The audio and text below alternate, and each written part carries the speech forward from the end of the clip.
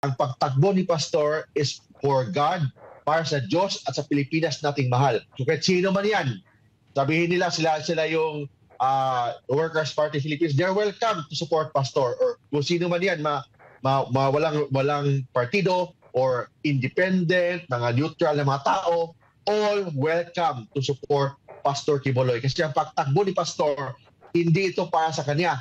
Para ito sa Pilipinas, na baguhin natin ang Pilipinas, para ito sa Pilipinas na mayroon tayong senador na handang makinig sa boses ng ordinaryong Pilipino. So yung ibig sabihin, si Pastor Quiboloy, siya ang maging boses ng ordinaryong Pilipino doon po sa Senado. So everybody shall be welcome. So hindi issue yung mga sinong legitimate, sinong not legitimate.